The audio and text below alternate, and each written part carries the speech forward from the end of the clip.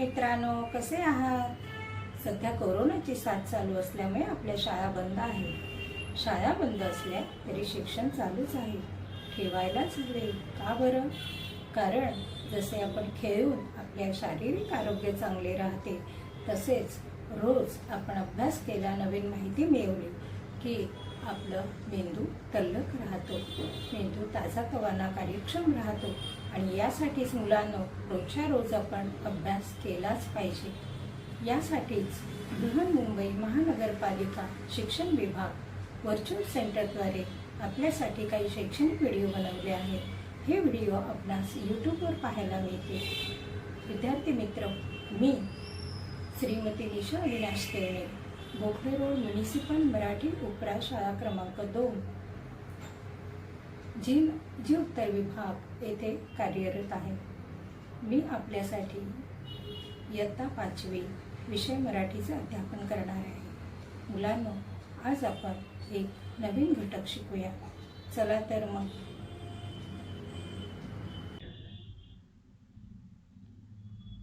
बृहन्मुंबई महानगरपालिका शिक्षण विभाग, निशा देवणे, जी उत्तर विभाग, इयत्ता 5वी विषय मराठी.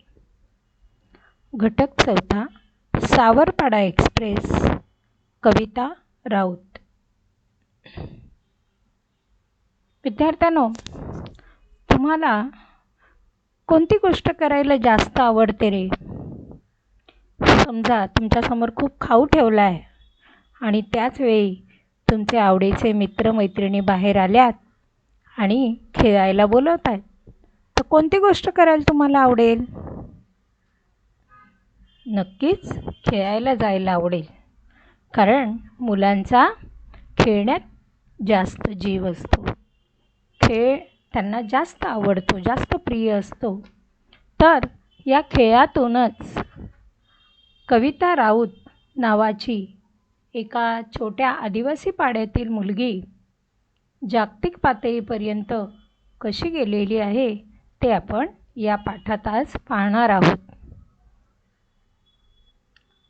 असं चिन्ह तुम्ही कधी पाहिले का रे? हा लोगो कधी पाहिलाय? टी व्हीवर, वर्तमानपत्रात, कुठे याचे होर्डिंग्स पाहिलेत का?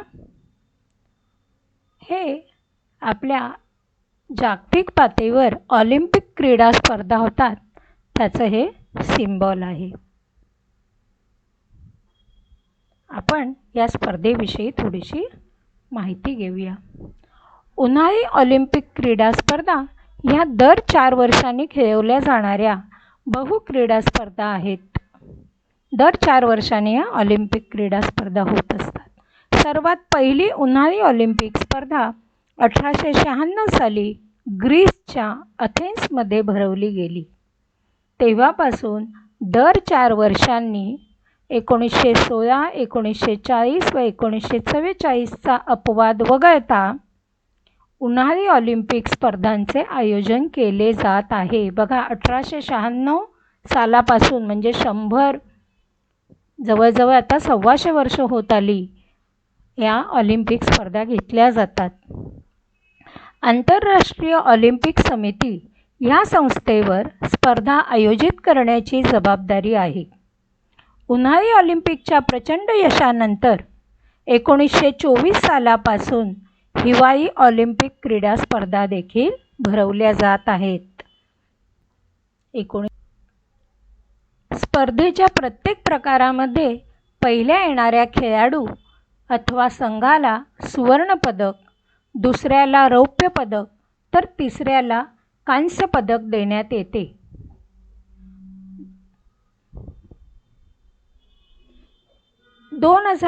च्या बीजिंगमधील ऑलिम्पिक स्पर्धेत 205 देशांच्या 10,500 खेळाडूंनी 302 प्रकारच्या खेळ प्रकारांमध्ये सहभाग घेतला होता. किती प्रकारचे खेळ होते? 302 प्रकारचे खेळ होते. Greece, Great Britain, France, Australia व स्वित्झर्लंड या जगातील केवळ 5 देशांनी आजवरच्या सर्व उन्हाळी स्पर्धांमध्ये सहभाग घेतला असून सर्व स्पर्धांमध्ये किमान एक सुवर्णपदक जिंकणारा ग्रेट ब्रिटन हा एकमेव देश आहे. म्हणजे आजवर जेवढ्या स्पर्धा झाल्यात त्या सर्व स्पर्धांमध्ये या 5 देशांनी प्रत्येक वेळी भाग घेतलेलाच आहे. आणि त्यात ग्रेट ब्रिटन हा असा आहे की प्रत्येक स्पर्धांमध्ये, सर्व स्पर्धांमध्ये त्याने एकदा एक तरी सुवर्णपदक, गोल्ड मेडल मिळवलेलं आहे. ही पहा, अशी मेडल्स असतात 3 प्रकारची. गोल्ड मेडल जे आहे हे सोनेरी रंगाचं, हे जे दिसतंय आपल्याला सोनेरी रंगाचं गोल्ड मेडल, हे प्रथम क्रमांकाला दिलं जातं. हे चांदीचं किंवा चंदेरी जे आहे ते सिल्वर मेडल दुसऱ्या क्रमांकाला दिलं जातं. आणि हे कांस्य पदक जे आहे, तांबे जास्त मिक्स असा धातू असतो, मिश्र धातू, त्यापासून हे बनलेलं, हे तिसऱ्या क्रमांकाला दिलं जातं. म्हणजे प्रत्येक खेळात जे 3 क्रमांक येतात त्या खेळाडूला किंवा गटाला ही मेडल्स दिली जातात. बघा, हा जो फोटो दिसतोय या खेळाडूला किती मेडल्स मिळालेले दिसत आहेत? 4 मेडल्स आहेत. आणि 4ही कोणत्या रंगाची आहेत? Gold medals. म्हणजे त्याने 4 प्रकारच्या स्पर्धा जिंकलेल्या आहेत आणि त्याला 4 गोल्ड मेडल्स मिळालेली आहेत. म्हणजे एखादा खेळाडू अनेक स्पर्धांमध्ये, अनेक खेळांमध्ये देखील सहभागी होऊ शकतो. असं सिम्बॉल कधी पाहिलेत का रे तुम्ही? कॉमनवेल्थ गेम्सचं हे सिम्बॉल आहे. त्याच्यासोबत इतरही सिम्बॉल असतात, पण हे त्याचा मेन बेस आहे. कॉमनवेल्थ गेम्स फेडरेशन, CGF, म्हणजेच राष्ट्रकुल क्रीडा स्पर्धा. आपण याविषयी थोडीशी माहिती घेऊ. राष्ट्रकुल खेळ ही राष्ट्रकुल परिषदेमधील सभासद राष्ट्रांची एक क्रीडा स्पर्धा आहे. इसवी सन 1930 सालापासून राष्ट्रकुल खेळ स्पर्धा दर 4 वर्षांनी भरवली जातात. सुरुवातीस ब्रिटिश एम्पायर खेळ, नंतर इसवी सन 54 पासून ब्रिटिश एम्पायर व राष्ट्रकुल खेळ व इसवी सन 1970 पासून ब्रिटिश राष्ट्रकुल खेळ या नावांनी ही स्पर्धा ओळखली जात असे. बघा, सुरुवातीला काय म्हणायचे? ब्रिटिश एम्पायर खेळ, नंतर ब्रिटिश एम्पायर व राष्ट्रकुल खेळ, आणि 1970 पासून मात्र या खेळांना काय म्हटलं जातं? ब्रिटिश राष्ट्रकुल खेळ या नावाने ही स्पर्धा ओळखली जाते. ही सुद्धा दर 4 वर्षांनी असते. 1978 साली राष्ट्रकुल खेळ हे नाव या स्पर्धेला दिले गेले. कॉमनवेल्थ गेम्स फेडरेशन ही लंडन येथे मुख्यालय असलेली संस्था या खेळांचे आयोजन करण्यास जबाबदार आहे. राष्ट्रकुल खेळांत अनेक ऑलिम्पिक खेळ तसेच इतर काही विशेष खेळ घेतले जातात. म्हणजे ऑलिम्पिकमधले सुद्धा काही खेळ असतात आणि इतरही काही विशेष खेळ याच्यामध्ये असतात. राष्ट्रकुल परिषदेचे 54 सदस्य असले तरीही राष्ट्रकुल खेळांमध्ये 71 देश भाग घेतात. अनेक ब्रिटिश परकीय प्रदेश तसेच युनायटेड किंगडममधील इंग्लंड, स्कॉटलंड, आयर्लंड व वेल्स हे घटक देश वेगवेगळे संघ पाठवतात या स्पर्धेसाठी. राष्ट्रकुल क्रीडा स्पर्धा. आज आपण आपल्या पाठात जी मुलगी पाहणार आहोत, आपल्या महाराष्ट्रातली, तिने या राष्ट्रकुल क्रीडा स्पर्धेमध्ये सुद्धा चांगलं यश मिळवलेलं आहे. म्हणूनच विद्यार्थ्यांनो, आपण याची माहिती घेत आहोत. ही पहा, कविता राऊत आपल्या महाराष्ट्रात राहते. तिच्याविषयी आज आपण जाणून घेणारच आहोत. हे चिन्ह कुठे पाहिलेत का रे तुम्ही? हे आहे आशियाड क्रीडा स्पर्धेचं. आपला आशिया खंड आहे. या आशिया खंडापुरत्या सुद्धा काही स्पर्धा घेतल्या जातात, खेळ घेतले जातात. त्याचा हा लोगो आहे. आशियाई स्पर्धा ही आशियाड स्पर्धा या नावाने सुद्धा ओळखली जाते. दर 4 वर्षांनी या स्पर्धेचे आयोजन केले जाते. 1951 साली दिल्ली येथे पहिल्या आशियाई खेळाचे आयोजन करण्याचा मान भारताला मिळाला होता. कारण आशिया खंडात आपला भारत देश तसा आकाराने, लोकसंख्येने, प्रगतीनेही मोठा आहे, विकसनशील देश आहे. बऱ्याच क्षेत्रात आपण प्रगती केलेली आहे आणि म्हणूनच 1951 साली जे पहिल्यांदा आशियाई खेळांचं आयोजन केलं झालं त्याचा मान भारताला मिळाला होता. भारताचे पहिले राष्ट्रपती डॉक्टर राजेंद्र प्रसाद यांनी या आशियाई स्पर्धेचे उद्घाटन केले होते. आंतरराष्ट्रीय ऑलिम्पिक समितीच्या देखरेखीखाली आशियाई ऑलिम्पिक समितीने खेळ निश्चित केले आहेत. प्रथम क्रमांकाला सुवर्ण, दुसऱ्या क्रमांकाला रौप्य तर तृतीय क्रमांकाला कांस्य पदक दिले जाते. भारताने या स्पर्धेचे यापूर्वी आयोजन 2दा केले आहे. बघा, पदकं कशी दिली जातात ते सांगितलं मी. आजपर्यंत भारताने 2दा या स्पर्धांचं आयोजन केलेलं आहे. सावरपाडा, नाशिक, महाराष्ट्र. बघा, आपली आजच्या पाठातील जी मुलगी आहे ती या अशा छोट्या पाड्यात राहत होती. हा पाडा कुठे आहे? तर हा बघा, हा पाडा जो दिसतोय हा आहे सावरपाडा. आणि हा सावरपाडा कुठे आहे माहिती आहे तुम्हाला? नाशिक, महाराष्ट्रात नाशिक जो जिल्हा आहे तिथे हा सावरपाडा आहे. आणि ह्या सावरपाड्याच्या बाजूलाच हा बघा,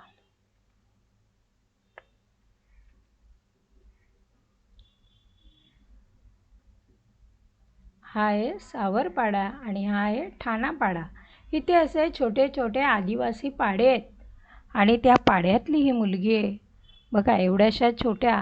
आता महाराष्ट्रात इथे आपल्याला सावरपाडा पहिल्या नकाशात मोठा दिसतो. इथे पाहिलं आजूबाजूच्या पाड्या आणि बाकीच्या ठिकाणांच्या तुलनेत अजून छोटा झाला.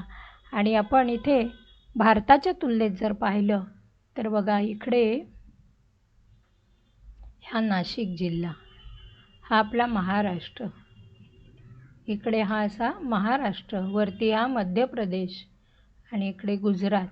तर हा जो नाशिक जिल्हा आहे एवढासा, त्यातला एका छोट्याशा पाड्यामध्ये ही मुलगी राहत होती. ही मुंबई आणि हे पुणे. तर या नाशिक जिल्ह्यात सावरपाडा या आदिवासी पाड्यात ही मुलगी कविता राऊत राहत होती. बघा, तिची जिद्द फार मोठी होती. धडा 4, सावरपाडा एक्सप्रेस. कविता राऊत एक्सप्रेस म्हटलंय कारण तिने बक्षिसं मिळवली आहेत, ते धावण्याच्या स्पर्धेत मिळवली. एक्सप्रेससारखी वेगात धावणारी एक्सप्रेस गाडी माहिती आहे की नाही तुम्हाला? जी फास्ट जाते रेल्वे, तिला एक्सप्रेस म्हणतात.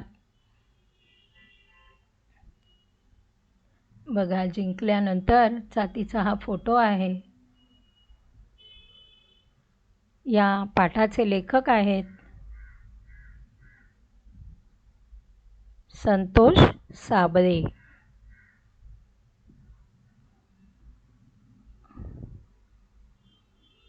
तुमच्या पुस्तकातील पान क्रमांक 8, 9 आणि 10वर हा पाठ आहे, तो आज आपण बघणार आहोत. पहा, त्या मुलीपासून तुम्ही स्फूर्ती घ्या. बघा, खेळून सुद्धा आपण किती आपल्याला नावलौकिक मिळू शकतो. कोणतंही काम करा पण ते चांगल्या प्रकारे करा, त्याचा तुम्हाला नक्कीच फायदा होतो. या पाठात काही अवघड शब्द आहेत, त्यांचे आपण आधी अर्थ बघूया. पहिला आहे दुर्गम. दुर्गम म्हणजे काय? तर जाण्यास कठीण, तिथे वाहनांची जास्त सोय नाही. दुर्गम रस्ता म्हणजे तिथे वाहतुकीची फारशी सोय नाही असा. प्रतिकूल म्हणजे कठीण. पाडा म्हणजे आदिवासी वस्ती. अनवाणी म्हणजे पायात चपला नसणे. दबदबा म्हणजे दरारा. दिलासा, धीर देणे, दिलासा देणे. कणखर, काटक. दौड म्हणजे पळण्याचे कसब, पळण्याचे कौशल्य. फैलावणे म्हणजे पसरणे. दाम्पत्य म्हणजे पती पत्नी. प्रचिती म्हणजे अनुभवाला, प्रचिती आली. गहिरे, दृढ. नागली, नागली म्हणजे नाचणी. नाचणी हे तृणधान्य आहे की नाही, ज्याची भाकरी वगैरे बनवली जाते ते. कसूर, कसूर म्हणजे चूक.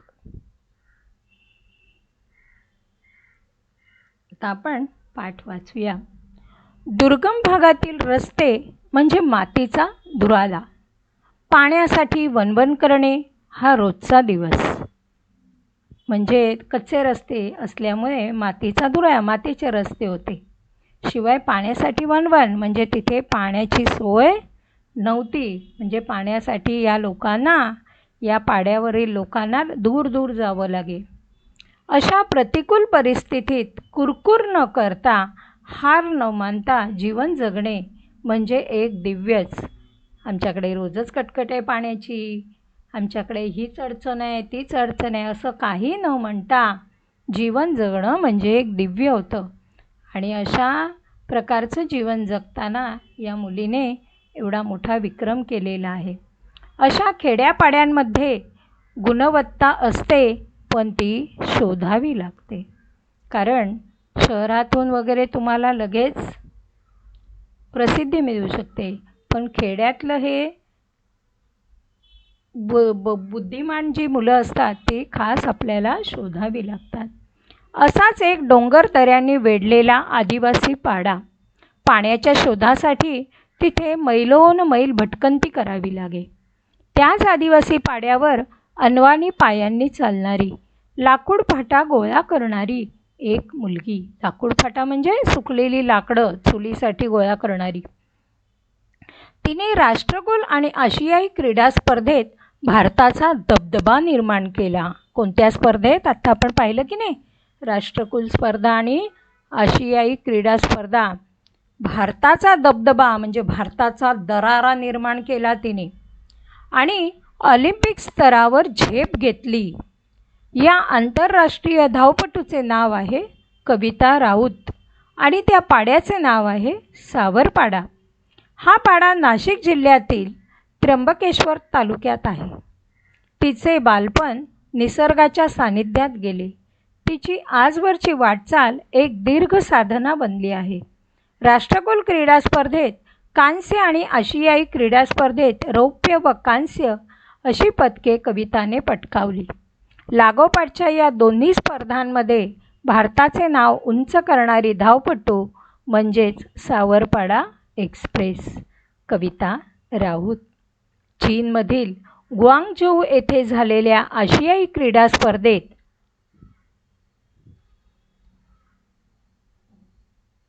हे काय आहे पाहिलं का रे? पहिल्या चित्रात काय दिसतंय? तुरटी खडीसाखर नाही आहे बाळांनो ती. जेव्हा खाणीतून हिरा निघतो तेव्हा तो असा ओबडधोबड असतो आणि त्याला हिऱ्याच्या कणांनीच त्याला असे पैलू पाडतात आणि ते पैलू पाडल्यावर या दुसऱ्या चित्रातल्यासारखा तो चकाकतो. पण त्याच्या आधी या खड्याला खूप मेहनत आहे, खूप मार खावा लागतो त्या यंत्राचा, बरोबर ना?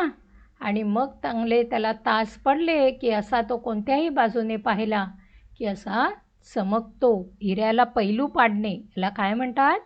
हिऱ्याला पैलू पाडणे. हे आहे खाली भोसला मिलिटरी स्कूल, नाशिकचं भोसला मिलिटरी स्कूल.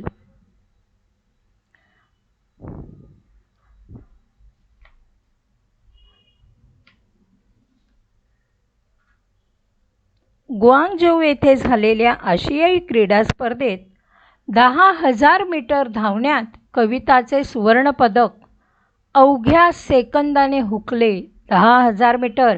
आपली स्पर्धा 25 मीटर, 50 मीटर, 100 मीटर होते. ती किती धावलेली आहे? 10,000 मीटर धावण्यात कविताचे सुवर्णपदक.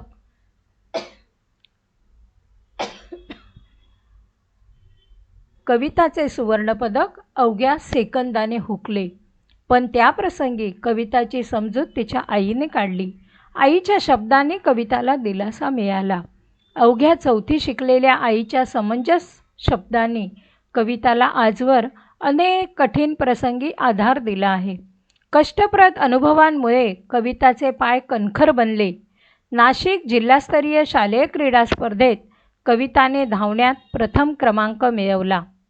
पण कविताचे वेगळेपण तिचे वडील रामदास आणि आई सुमित्रा यांना फारशा तीव्रतेने त्यावेळी जाणवले नाही. कविताच्या पायांमधील चमकदार दौड हेरली ती प्रशिक्षक विजेंद्र सिंग यांनी. त्यांनी कविताच्या आईवडिलांची मानसिकता तयार केली, म्हणजे मनाची तयारी केली की तुमच्या मुलीमध्ये खूपच कौशल्य आहे, तिच्या पायांमध्ये चमक आहे, तिची धावण्यात तिचं नैपुण्य आहे. हे सगळं त्यांनी तिच्या आईवडिलांना सांगितलं, त्यांच्या मनाची तयारी केली आणि तिला नाशिकच्या भोसला मिलिटरी स्कूलच्या मैदानावर तंत्रशुद्ध पद्धतीने धावण्याचे धडे देण्यास सुरुवात केली. बूट घालून धावणे कविताला अवघड वाटायचे, कारण लहानपणापासून अनवाणी धावण्याचीच तिला सवय होती. विजेंद्र सिंग यांनी तिच्याकडून बूट घालून धावण्याचा सराव नियमितपणे करून घेतला. कोणत्याही खेळात आपल्याला मोठ्या पातळीवरच्या स्पर्धेत उतरायचं असतं, तेव्हा ते तंत्रशुद्धपणे त्यातली कौशल्य, नियम हे सगळं माहिती होण्यासाठी त्याचा खास रोजच्या रोज सराव करणं अतिशय महत्त्वाचं असतं. भरपूर मेहनत घेतल्याशिवाय या गोष्टी होत नाहीत मुलांनो. हिऱ्याला पैलू पाडल्यावर त्याचे तेज अधिकच फैलावते, तसे तिच्या बाबतीत झाले.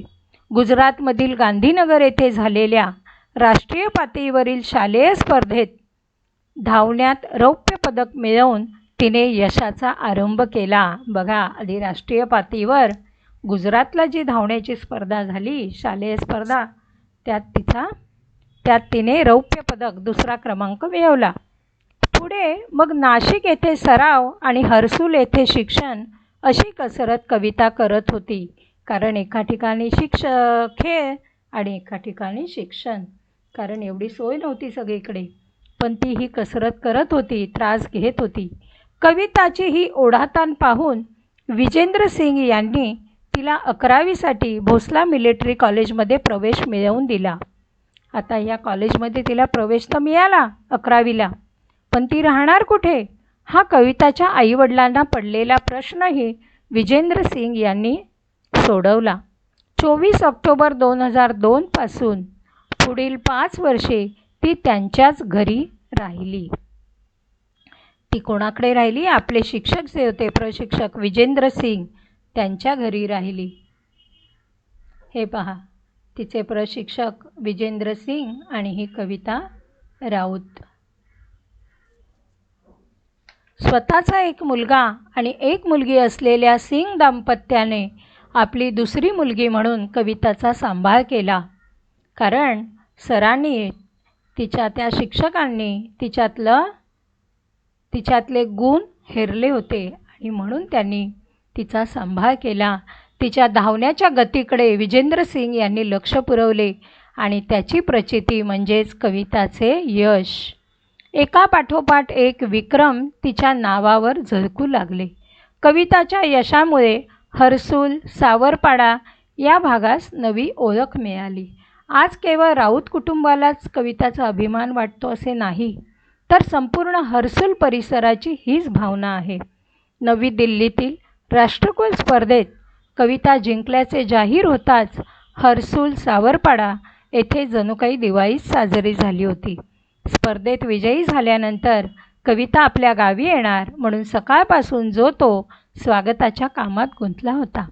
कविताचे कौतुक करण्यासाठी गावोगावचे लोक हजारोंच्या संख्येने उपस्थित झाले होते. लेकीभोवती निर्माण झालेले वलय, तिला सत्कारासाठी घेऊन जाण्यास येणाऱ्या आलिशान गाड्या, पत्रकारांचा गराडा, यामुळे आपली लेक लई मोठी झाली आहे याचे समाधान तिच्या आईच्या डोळ्यांमध्ये सहज वाचता येत होतं. कारण एवढी माणसं माझ्या लेकीसाठी राबतायत, एवढी उत्साहित आहे, हे बघून नक्कीच आईच्या डोळ्यामध्ये खूप कौतुक मुलीविषयी वाटत होतं. कविता बंगळूर येथे विशेष प्रशिक्षणासाठी गेली असताना रोज किमान एकदा तरी आईशी फोनवरून बोले. यावरून त्या मायलेकीचे गहिरे नाते दिसून येते. आईचं आणि मुलीचं नातं असं गहिरंच असतं. मनातलं त्या एकमेकींशी बोलत असतात. कविता सांगते, आईशी बोलल्यावर मनाला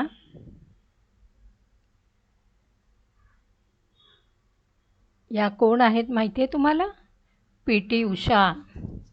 पी.टी. उषा या केरळमधल्या आहेत आणि त्या ऑलिम्पिक स्पर्धेत खेळलेल्या आहेत. त्यांचं थोडक्यात पदक चुकलं आहे, पण त्यांनी जी मेहनत घेतली, चिकाटी घेतली आणि इतरही त्यांनी जवळजवळ 100पेक्षा अधिक आंतरराष्ट्रीय पदकं मिळवली आहेत. त्यामुळे त्यांचं आपल्या भारतात एक वेगळंच स्थान आहे. आदराने त्यांचं नाव आजही प्रत्येक खेळाडू घेताना दिसतो आणि त्या आपल्या कविता राऊतच्या आदर्श आहेत. कविता राऊतने सुद्धा यांना आदर्श मानलेला आहे. आईशी बोलल्यावर मनाला वेगळंच समाधान वाटतं. दिवसभरात जे झालं ते सर्व मी आईला सांगते. माझ्या त्रासाबद्दल मात्र तिला काही सांगत नाही, कारण ते ऐकून आईला उगीच वाईट वाटत राहतं. कविता हळवी आहे. प्रसिद्धीच्या वलयाने तिच्या स्वभावात काही फरक पडलेला नाही. बाप लेकीच्या नात्यातील वीणही तितकीच गहिरी.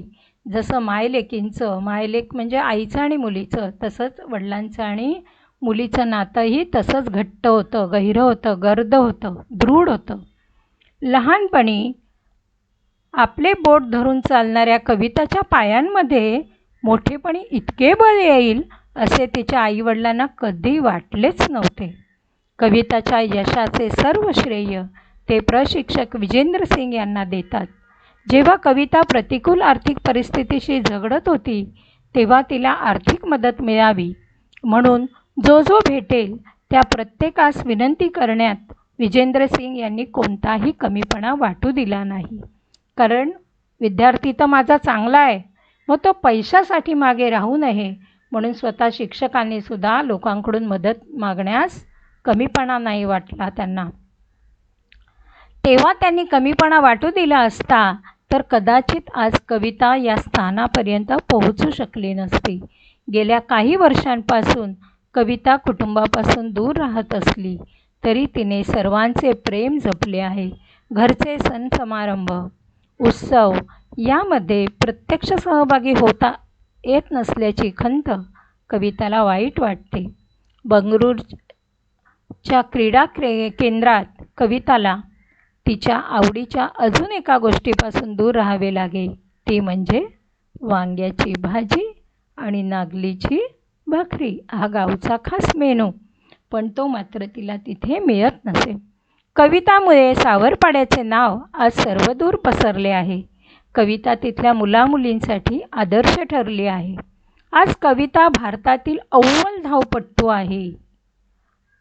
आज ती अगदी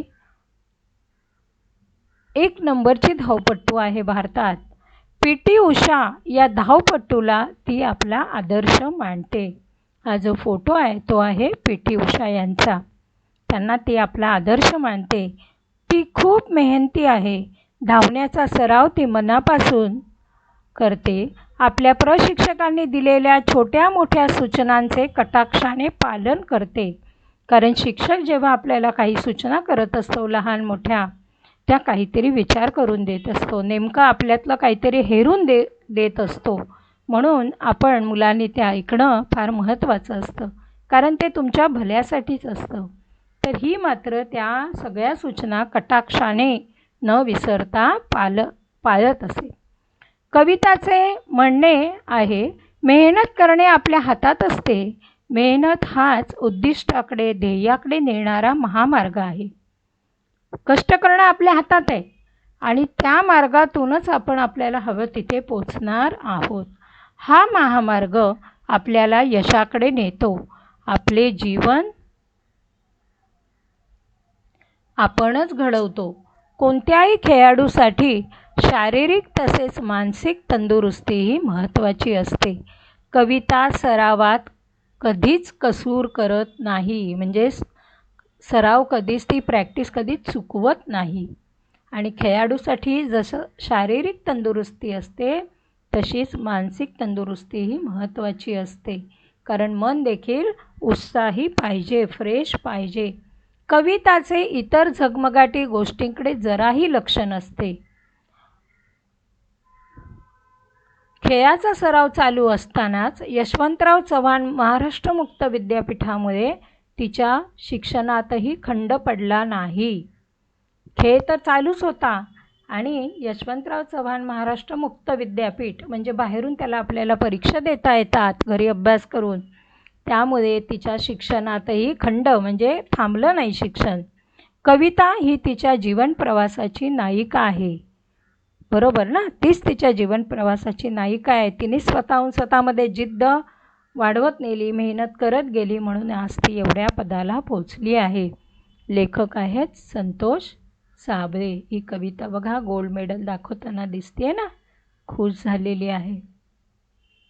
मुलांनो, या पाठावरील आपण स्वाध्याय पाहूया. एका वाक्यात उत्तरे लिहा. प्रश्न पहिला आहे, कविताने कोणत्या स्पर्धेत भारताचा दबदबा निर्माण केला? तर कविताने राष्ट्रकुल आणि आशियाई क्रीडा स्पर्धेत भारताचा दबदबा निर्माण केला. कविताला कशामुळे दिलासा मिळाला? उत्तर, आईच्या शब्दांनी कविताला दिलासा मिळाला. कविताचे पाय कशामुळे कणखर बनले? उत्तर, कष्टप्रद अनुभवांमुळे कविताचे पाय कणखर बनले, कारण ती अनवाणी पडायची. लहान असताना पायात चप्पल न घालता ती सराव करत असे. प्रश्न कविताचे वेगळेपण विजेंद्र सिंग यांनी केव्हा ओळखले? उत्तर, कविताचे वेगळेपण विजेंद्र सिंग सरांनी नाशिक जिल्हास्तरीय शालेय क्रीडा स्पर्धेत ओळखले. प्रश्न कविता आपल्या त्रासाबद्दल आईला का सांगत नाही? उत्तर, आईला वाईट वाटेल म्हणून कविता आपल्या त्रासाबद्दल आईला काहीच सांगत नाही. प्रश्न कविता कोणत्या धावपटूला आदर्श मानते? उत्तर, कविता पी.टी. उषा या धावपटूला आदर्श मानते.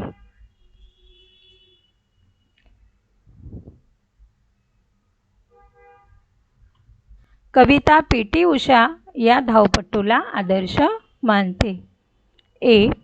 कोणत्याही खेळाडूसाठी कोणती गोष्ट महत्त्वाची असते? उत्तर, कोणत्याही खेळाडूसाठी शारीरिक व मानसिक तंदुरुस्ती ही महत्त्वाची असते. समान अर्थाचे शब्द लिहा. मायला समानार्थी शब्द कोणते आहेत? माता, जननी, जन्मदात्री. क्रीडा म्हणजे खेळ. गहिरे, दृढ. लेक म्हणजे मुलगा पण होता आणि मुलगी पण. वडील, पिता, जन्मदाता. बळ म्हणजे समानार्थी शब्द त्याला शक्ती. खालीलप्रमाणे प्रत्यय लावून नवीन शब्द लिहा. तुमच्या पाठ्यपुस्तकातील हा प्रश्न आहे. बघा, पहिलं उदाहरण दिलेलं आहे त्यांनी. पण हा प्रत्यय लावायचा आणि शब्द त्यांनी एक बनवला आहे, वेगळेपण. दार, चमकदार. पणा लावून काय शब्द तयार झालेला आहे? कमीपणा. पणी, लहानपणी. आर्थिक. अखंडित. असे आपण हे काही शब्द शोधायचे आणि तयार करायचेत मुलांनो. चला, मी इथे काही तयार केलेत, तुम्हीसुद्धा आणखीन असे शोधून याची यादी वाढवायची आहे. आपण वाचूया. पणचा वरती काय शब्द दिला आहे? वेगळेपण. आपण काय लिहिलं आहे? शहाणपण, बाळंतपण. दार, झुपकेदार, दमदार. पणा, शहाणपणा, मूर्खपणा. पणी, मोठेपणी, म्हातारपणी. भौगोलिक, ऐतिहासिक. वरती काय दिलेलं आहे? आर्थिक दिलेलं आहे. इत प्रभारित, प्रभारचं काय होतं? प्रभारित, संस्कारित, असे अनेक शब्द आपल्याला शोधले तर मिळतील. मुलांनो, खेळ खेळ म्हणून तुम्ही असे खेळ खेळलात. चला, आज आपण पण हा प्रत्यय लावून जास्तीत जास्त शब्द कोण शोधतो असं मित्रांमध्ये स्पर्धा लावली तर तुमची शब्दसंपत्तीही वाढेल आणि तुम्हाला भाषेतील मजा अनुभवता येईल. बघा, इथे काही खेळांची नावं दिलेली आहेत. याच्यापेक्षा तुम्हाला तर आणखीन भरपूर माहिती आहेत. मी थोडेसेच घेतलेले आहेत. पहिला आहे धावणे, क्रिकेट, कबड्डी, बुद्धिबळ, सापशिडी, बॅडमिंटन, लंगडी, kho kho, hockey, carrom, football, table tennis. यातले काही खेळ तुम्ही, काही म्हणण्यापेक्षा बऱ्यापैकी बरेचसे खेळ तुम्ही खेळले असालच. फार तर टेबल टेनिस नसाल खेळला, बाकी खेळ असाल किंवा हॉकी, पण बाकी बहुतेक खेळ तुम्ही मुलांनो खेळतच असता.